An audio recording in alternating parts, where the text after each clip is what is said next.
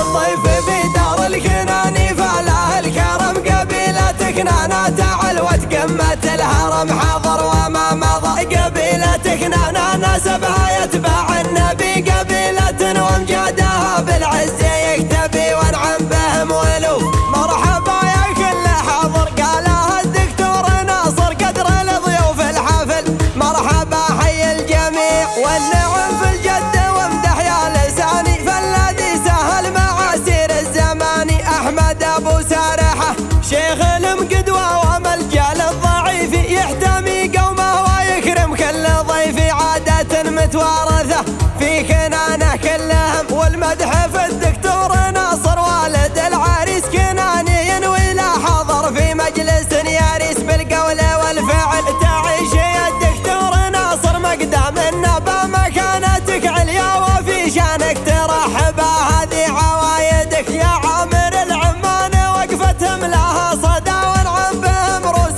تقرع قارة العدا وتعود بالنصر كم فيهم معلم وكم ضابط يقودهم عمومتك يا عامر اهل الشان كلهم مقادم السعد والسعب الدكتور عامر لا مهابه سميك مقدم وشورى يقتدى به ما قصر في موقفه هذا هو ابو طلال محزم لك محزمه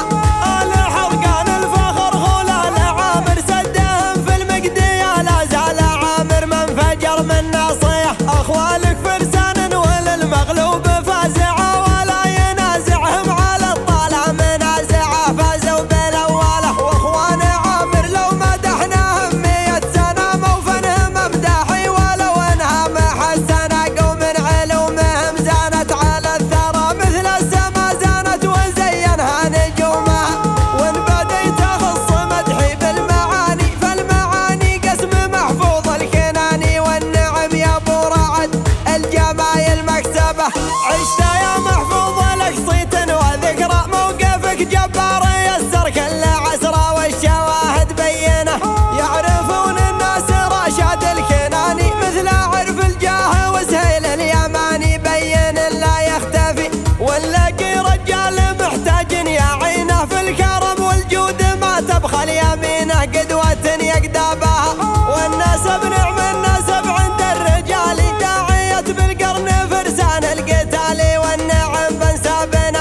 قوم جود ومقديه اهل تاريخ عريق وبعدها يا سامعين الصوت والندى صلوا على مطفي شرار الجهل بالهدى وادعوا معي سوال المعرس الكفو والله يتمم له على خير وعافيه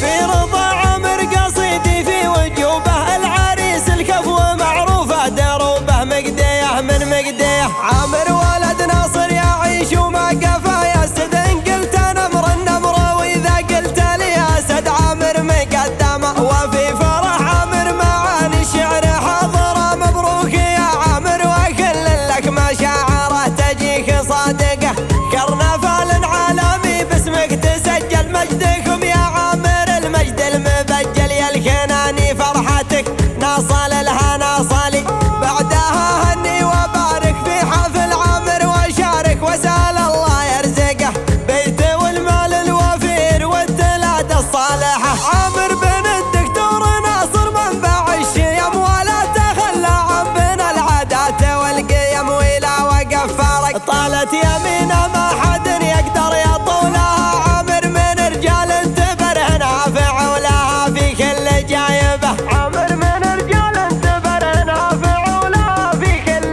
جايبه مرحبا يا اهل القدا واهل الجماله عد سبر شهر ما وقف ما خالها بدمه من كل صوب كل واد وصل شاط البحر سيله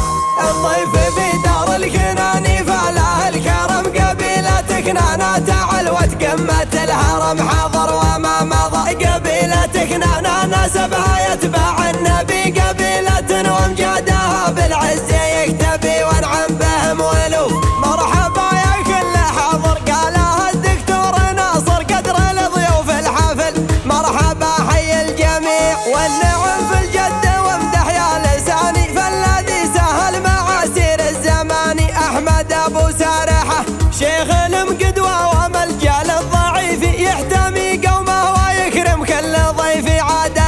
يتوارثه في كنانه كلهم، والمدح في الدكتور ناصر